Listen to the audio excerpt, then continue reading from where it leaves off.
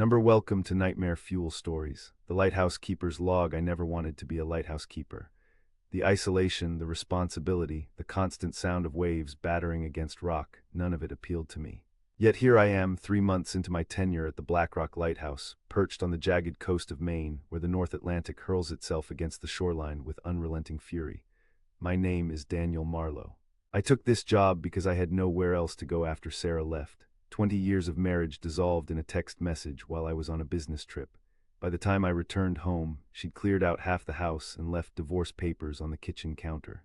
The tech company I worked for downsized 2 weeks later. At 47, I found myself untethered, drifting. The lighthouse keeper position appeared in my email like some cosmic joke. An old college friend who worked for the Maritime Historical Society sent it with a note, "Thought you might need a change of scenery." The Black Rock Lighthouse was one of the few remaining manually operated lighthouses in the country, preserved for its historical significance but still functional. The previous keeper had left suddenly, and they needed someone immediately. I applied on a whim. When they called for an interview, I was sitting in my half-empty house drinking scotch at 10 in the morning. 2 weeks later, I arrived at Black Rock with 2 suitcases and a box of books. The lighthouse stands on a small, rocky island connected to the mainland by a narrow causeway that disappears during high tide. The keeper's cottage is a sturdy stone building at the base of the tower, which rises 112 feet into the air. The lantern room at the top houses the original Fresnel lens, a massive crystalline structure that transforms the light from a simple bulb into a beam visible for 20 miles. My duties were straightforward: maintain the light, keep logs of weather conditions and passing vessels, perform basic repairs, and radio the Coast Guard if I spotted any ships in distress. The Historical Society wanted the lighthouse operated as it would have been in the 1930s, though they'd made concessions to modernity with internet access, a satellite phone, and solar panels to supplement the generator. For the first month, the solitude was exactly what I needed. I established a routine: wake at dawn, check the weather, make coffee, inspect the light, clean the lens, maintain the logbook, read, cook simple meals, watch the sunset, light the lamp at dusk, check it throughout the night, sleep in 3-hour intervals. The rhythm of it was soothing, meditative. I even began to appreciate the beauty of this desolate place. The way the light changed throughout the day, painting the ocean in different shades of blue and gray. The colonies of seabirds that nested on the cliffs, the stars at night, more brilliant than I'd ever seen them without the interference of city lights. It was during my second month that I first noticed something strange. I was up in the lantern room, polishing the brass fittings around the lens, when I spotted a ship on the horizon. This wasn't unusual. Several fishing vessels passed by daily, and occasionally a larger cargo ship would appear in the shipping lane about 5 miles out. But this ship was different. Even at a distance, I could tell it was old, the kind of sailing vessel you'd see in a maritime museum. 3 masts, square-rigged, with dark sails that seemed to absorb the sunlight rather than reflect it. I grabbed my binoculars for a better look. The ship was moving against the wind, its sails full despite the fact that they should have been flapping uselessly in the crosswind. No flags flew from its masts to identify its country of origin. Its hull was black, the wood weathered to the color of old blood. I checked the marine traffic app on my tablet, which showed all vessels in the area equipped with AIS transponders. Nothing appeared where this ship was sailing. I radioed the Coast Guard station in Rockport. "Coast Guard Station, Rockport, this is Black Rock Lighthouse, over." After a moment of static, a woman's voice responded. "This is Rockport, go ahead, Black Rock. I'm tracking a vessel approximately 5 miles southeast of my position. Appears to be a traditional sailing ship, 3-masted, not showing up on AIS. Do you have any information on historical reenactments or tall ships in the area?" There was a pause before the response came. "Negative, Black Rock. No tall ships registered in your vicinity." "Are you certain of what you're seeing?" I looked through the binoculars again. The ship was still there, moving steadily northward. "Affirmative, Rockport. I'm looking at it right now." "Stand by, Black Rock." While I waited, I continued to watch the ship. It maintained its course, sailing parallel to the coast. Through the binoculars, I tried to make out any figures on deck, but the ship seemed deserted, its black sails managed by invisible hands. The radio crackled. "Black Rock, this is Rockport. We've checked with all maritime operations in your area. No tall ships are scheduled to be in those waters. We're sending a patrol boat to investigate. Can you maintain visual contact?" "Affirmative, Rockport. I'll keep watching." I kept my eyes fixed on the strange vessel as it continued its impossible journey against the wind. But as the minutes passed, a fog bank began rolling in from the east, not uncommon in these waters, but the timing was eerie. The mist enveloped the ship, and when it cleared 30 minutes later, the vessel was gone. The Coast Guard patrol boat arrived an hour later. They found nothing, no ship, no debris, no sign that anything had passed through those waters. They radioed me from the spot where I'd seen the vessel. "Blackrock, this is Coast Guard patrol boat Eagle. We've reached the coordinates and found nothing. Sea conditions normal, no visual contact with any sailing vessel." "Are you certain of your sighting?" I stared out at the empty ocean, doubt creeping into my mind. Yes, I saw it clearly. Three-masted ship, black hull, dark sails. There was a pause. "Blackrock, visibility has been excellent all day. A vessel that size would be visible for miles. We're going to continue our search pattern, but there's nothing here." "Understood, Eagle. Sorry for the false alarm. That night I couldn't sleep." I kept going up to the lantern room, scanning the horizon with my binoculars, half expecting to see the black ship materialize from the darkness. The ocean remained empty, save for the occasional lights of fishing boats returning to harbor. I began to question myself. Had I imagined it? Was the isolation already affecting my mind? I'd heard stories about lighthouse keepers going mad from the solitude, seeing phantom ships and hearing voices in the wind. I dismissed them as folklore, but now I wasn't so sure. The next morning, I decided to research the history of Blackrock Lighthouse. The Maritime Historical Society had provided a file with basic information, but I knew there must be more detailed records. I found an old leather-bound logbook in a cupboard in the keeper's cottage, its pages yellow with age. The entries dated back to 1879, when the lighthouse was first built. I spent the day reading through the faded handwriting of keepers long dead. Most entries were mundane, weather reports, maintenance tasks, supply deliveries. But as I reached the entries from November 1887, something caught my eye. November 15, 1887, observed strange vessel 5 miles SC. Three-masted ship, black hull, dark sails, not flying any colors, moving against prevailing wind. Reported to harbor master in Rockport by signal lamp, no response received. November 16, 1887, black ship observed again, same location. Attempted communication by signal lamp, no response. Ship disappeared into fog bank. November 20, 1887, fishing boat Mary Ellen reported missing. Last seen heading toward coordinates where black ship was observed. My hands trembled as I read. The description matched exactly what I had seen. I flipped forward through the logbook, scanning for similar entries. They appeared sporadically over the years, always describing the same vessel. And always within days of a sighting, ships would be reported missing. The last entry about the black ship was dated October 12, 1932. Black ship sighted again. God help us. 3 vessels lost this week. The authorities refuse to acknowledge the connection. I have maintained this light for 22 years and never seen such a cursed thing. It is not of this world, it hungers for those at sea. I have written to the Maritime Authority requesting immediate reassignment. The entry was signed by Thomas Weldon, the keeper at that time. I checked the Historical Society's records. Weldon had died 3 days after writing that entry, apparently from a fall while maintaining the light. His replacement reported finding the lantern room in disarray, the lens cracked, though no explanation for the damage was ever determined. I closed the logbook, my mind racing. Was I experiencing the same phenomenon that had haunted keepers of this lighthouse for over a century, or was I simply influenced by their accounts, seeing what I expected to see? That night a storm rolled in. Rain lashed against the windows of the keeper's cottage and wind howled around the tower. I made sure the light was functioning properly, then returned to the cottage to wait out the worst of the weather. Around midnight the radio crackled to life. "Mayday, mayday, mayday. This is fishing vessel Northern Star. We've lost power and are taking on water. Position approximately 3 miles east of Blackrock Lighthouse. 2 souls aboard. Require immediate assistance." I grabbed the radio. "Northern Star, this is Blackrock Lighthouse. I copy your mayday. Will relay to Coast Guard. Can you deploy any visual signals?" "Negative, Blackrock. Flares are wet." "We have a flashlight. Will attempt to signal." I immediately contacted the Coast Guard in Rockport, who acknowledged the distress call and dispatched a rescue boat, but they warned it would take at least 45 minutes to reach the Northern Star's position due to the storm conditions. I grabbed my foul-weather gear and a powerful flashlight. I couldn't just sit and wait.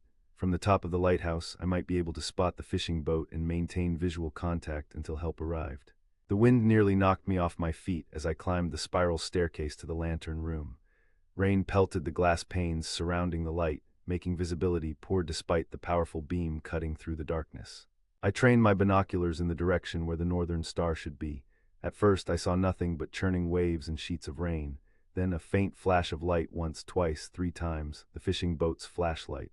They were closer to the island than I'd expected, perhaps driven by the current. I could make out the outline of a small vessel being tossed violently by the waves, but they weren't alone. Behind the northern star, barely visible in the darkness, loomed the black ship. It seemed to absorb the light around it, a void in the shape of an ancient sailing vessel. Its sails were unfurled despite the gale-force winds, and it moved with unnatural steadiness through the chaotic sea. I grabbed the radio. "Northern Star, this is Blackrock. Be advised there appears to be another vessel near your position. Are you aware of this?" Static, then a broken response. "Only vessel area." "What talking about? There's a large sailing ship less than 100 yards behind you. Three-masted black hull." More static then. "Nothing on radar. Seas empty us." I watched in horror as the black ship closed the distance to the fishing boat.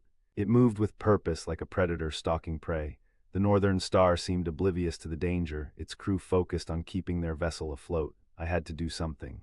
I grabbed the spotlight used to illuminate the base of the lighthouse during maintenance and aimed it directly at the black ship. The beam cut through the rain, illuminating the vessel in stark detail. What I saw froze the blood in my veins. The deck of the black ship was crowded with figures, dozens of them, standing motionless despite the pitching of the waves. They were gaunt, their clothes hanging in tatters from emaciated frames. Their skin had the pallor of corpses left too long in the water, and their eyes, God, their eyes were black voids that reflected no light. One figure stood at the bow, taller than the rest. It wore what might once have been a captain's coat, now rotted and draped with seaweed. As my light fell upon it, it turned its face upward toward the lighthouse. Even from this distance, I felt its gaze lock with mine. A smile spread across its bloated features, revealing teeth like jagged stones. It raised a hand and pointed, not at the fishing boat, but at me. The radio burst to life with a scream that didn't sound human. "Coming aboard." "God help us there," the transmission cut off abruptly. Through my binoculars, I watched as dark figures swarmed from the black ship onto the Northern Star. The fishing boat's lights flickered and died. When the Coast Guard rescue vessel arrived 20 minutes later, they found the Northern Star adrift, its engine running at full power but going nowhere, as if something held it in place. The two-man crew was gone. No signs of violence, no blood, no indication of what had happened, just an empty boat with a cold cup of coffee in the wheelhouse and a half-written log entry. The Coast Guard questioned me extensively. I told them everything except about the black ship and its ghastly crew. Something told me they wouldn't believe me, that they'd attribute my story to stress or the poor visibility during the storm. Instead, I said I'd lost visual contact with the Northern Star shortly after relaying their Mayday call. The official report concluded that the fishermen had likely been washed overboard during the storm. Their bodies were never recovered. That night marked a turning point. I began to see the black ship regularly, always at dusk, always just at the edge of visibility. Sometimes it would remain on the horizon for hours, other times it would appear briefly before vanishing into fog that seemed to form around it. I started keeping my own detailed log of the sightings, cross-referencing them with marine traffic in the area. A pattern emerged. The black ship appeared most often when vessels were traveling alone, especially smaller boats or ships that had deviated from standard shipping lanes. I tried reporting my sightings to the Coast Guard again, but after the third call with no corroborating evidence, they began to respond with thinly veiled skepticism. The woman who usually took my calls started asking if I was getting enough rest and suggested that extended isolation can affect perception. I stopped calling after that. Instead, I began researching shipwrecks and disappearances in the waters around Blackrock. The library in Rockport had archives of local newspapers dating back to the 1800s, which I accessed online. The pattern was unmistakable. Clusters of mysterious disappearances occurred every few decades, always preceded by reports of a strange black ship sighted in the area. The reports would be dismissed as superstition or misidentification, the disappearances attributed to storms or human error. One article from 1932, the same year as Keeper Weldon's final log entry, caught my attention. It described how 3 fishing boats had vanished within a week, all within sight of Blackrock Lighthouse. The journalist had interviewed Weldon just days before his death. The lighthouse keeper, Thomas Weldon, a man with over 2 decades of experience, appeared agitated during our conversation. When pressed about the disappearances, he would only say that something unnatural haunts these waters, and that those who go to sea should beware the ship that sails against the wind. When asked to clarify these cryptic warnings, Weldon refused to elaborate, stating only that some truths are too terrible to speak aloud. 3 days later, Weldon was dead, and the mysterious disappearances ceased. I began to wonder if there was a connection between the keeper of Blackrock Lighthouse and the black ship. Did it appear because I was watching, or was I placed here to watch because it appeared? The questions circled in my mind like gulls around a fishing boat. As weeks passed, my sleep became fragmented. interrupted by nightmares of waterlogged corpses climbing the lighthouse stairs, their footsteps leaving puddles of seawater that never dried. I would wake gasping for breath, convinced I could smell salt water and rotting seaweed in my bedroom. I started leaving the light on all night, not just as a beacon for ships, but as protection. Something told me the creatures from the black ship couldn't approach while the light shone. I found myself reciting an old prayer my grandmother had taught me, a prayer for those lost at sea, whenever I spotted the vessel on the horizon. Last week things escalated. I was in the lantern room at sunset, preparing to light the lamp when I spotted the black ship. It was closer to shore than I'd ever seen it, perhaps half a mile out, floating in waters too shallow for a vessel of its size. Through my binoculars I could see the figures on deck more clearly. They were standing in formation, facing the lighthouse. At their center was the tall captain, his waterlogged coat hanging from his skeletal frame. As I watched, he raised a hand and pointed at the lighthouse, at me, just as he had the night the northern star disappeared. The figures began to move in unison, walking to the edge of the deck and descending over the side. But they didn't fall into the water, they walked upon it, their feet leaving no ripples as they began moving toward shore, toward the lighthouse. I scrambled to light the lamp, my hands shaking so badly I could barely strike the match. As soon as the light blazed to life, sweeping its beam across the water, the walking figures stopped. They stood motionless on the surface of the ocean, just beyond the reach of the light. The captain remained on the deck of the ship, his hollow eyes fixed on the lighthouse. For hours they remained there, a silent army poised at the boundary of light and darkness. Only when dawn broke did they retreat, walking backward to their vessel without ever turning around, their eyes fixed on the lighthouse until they disappeared into the hull of the black ship. As the sun rose, the ship itself faded like morning mist, leaving no trace on the empty sea. That night, I received an email from the Maritime Historical Society. The previous keeper, a man named Robert Thorne who had left suddenly after only 6 months, had been found dead in his apartment in Portland. The coroner's report listed the cause of death as drowning, though Thorne had been found in his bed, miles from any body of water. His lungs were filled with seawater, and his body was in an advanced state of decomposition, despite being discovered less than 24 hours after death. The society representative expressed concern about the unusual circumstances and asked about my well-being. I responded that I was fine, making no mention of the black ship or its crew.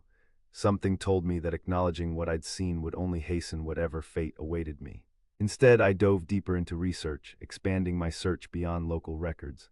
I discovered similar accounts from lighthouses around the world, keepers reporting ghost ships with black sails and crews of the drowned. In most cases, the keepers who made such reports either recanted their stories, were removed from their positions due to mental instability, or died under mysterious circumstances. One account from a lighthouse off the coast of Cornwall in 1893 described a keeper who claimed to have communicated with the captain of such a vessel. According to his log, the captain had revealed that they were collecting souls lost at sea, condemned to sail for eternity. The keeper wrote that he had made a bargain with the dead to spare the ships under his watch. He was found dead the following morning, his body desiccated as if all moisture had been extracted from it. Last night they came again, closer this time. The black ship anchored just beyond the causeway that connects the lighthouse island to the mainland. Its crew disembarked and walked across the water to the shore of the island. The light kept them at bay, but I could see them testing its boundaries, reaching hands into the illuminated area only to withdraw them quickly, the flesh smoking like wet wood on a fire. The captain remained aboard the ship, watching. I stood in the lantern room, one hand on the logbook where I'd documented everything, the other clutching the crucifix my grandmother had given me years ago. I hadn't prayed in decades, but the words came back easily, a desperate litany against the darkness gathering below. Around midnight, the radio crackled to life. At first I heard only static, then a voice emerged, distant, waterlogged, as if speaking through fathoms of seawater. "Keeper," it said, the words stretched and distorted. "Your light wanes." I looked at the lamp. It burned as brightly as ever, the Fresnel lens multiplying its power. "Your predecessor understood the bargain," the voice continued. "A soul freely given spares many taken by force. He honored our arrangement for a time, sending us those who would not be missed, but his resolve faltered, his conscience awakened, and so we took him instead." My blood ran cold. Was the voice suggesting that Thorne had deliberately lured people to their deaths, that he'd somehow sacrificed others to appease whatever crewed the black ship? "The choice is yours now, Keeper. Become our herald, mark those who will join our crew, and you may remain in your tower, safe in your light. Refuse, and when your light fails, as all lights must, we will come for you." The radio went silent. Outside, the figures on the shore retreated to their ship. As they boarded, the captain finally turned to face me directly. Even across the distance, I felt the weight of his gaze, ancient, patient, certain. He raised a hand in what might have been a salute or a promise, then the ship and its crew faded into the darkness. This morning, I received notification that due to budget cuts, the Maritime Historical Society is accelerating the lighthouse's automation process. In 2 weeks, they'll install an automated LED beacon and decommission the original lamp. My position will be terminated. 2 weeks until the light I maintain, the light that keeps the darkness at bay, will be replaced by a soulless, programmed flash. 2 weeks until I'm forced to leave this place, to return to the mainland where I'll have no protection against what waits in the deep, or I can make the bargain. I can become the herald they seek, marking souls for collection. The fishing boats that pass close to the shore, the pleasure craft that stray too near the rocks, the solitary kayakers exploring the coast, I could signal their presence to the black ship with the light itself, using patterns only its crew would recognize. How many lives would buy my safety? How many souls consigned to an eternity of undeath would it take to preserve my own? I've spent the day weighing my options, searching for alternatives. I could leave before my position terminates, flee inland, far from the coast. But something tells me distance won't matter, that having been chosen as keeper, having seen the black ship and its crew, I'm already marked. I could try to warn others, but who would believe me? I'd be dismissed as another lighthouse keeper driven mad by isolation, my stories filed alongside centuries of similar accounts, forgotten or reduced to local legend. Tonight, as the sun sets, I will light the lamp one more time. I will watch the horizon for the black ship that I know will come, and I will make my choice. The logbook sits open before me, my account of these events recorded for whoever comes next. Perhaps they'll heed the warning, perhaps they'll understand the choice I've made. The sun is touching the horizon now. It's time to climb the tower and light the lamp. I can already see the black sails on the horizon.